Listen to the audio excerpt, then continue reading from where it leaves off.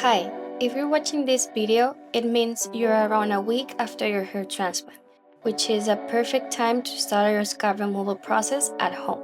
Before you begin, please take clear photos of your scalp. Make sure you are in a good lighting and capture the front area, the top, both sides, and the back of your head.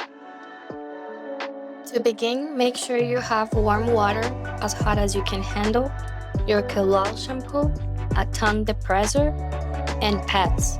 You'll find them in your post-transplant care kit. In a small bowl, mix your colloidal shampoo with hot water. Using your gas pads, gently pour or dab the warm water mixture over the transplant area, as shown in the video. You can also pour the mixture slowly from a cup. Do not use hot water directly from the shower, as the pressure can damage your grafts.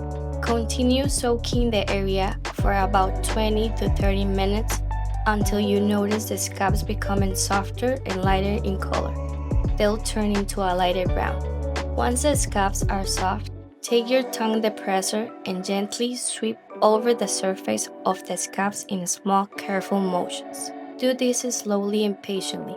The scabs will start to feel and come off little by little.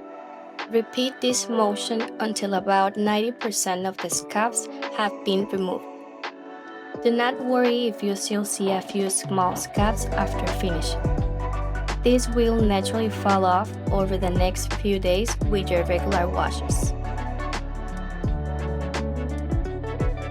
If you have any questions or notice anything unusual, please contact our clinic team right away.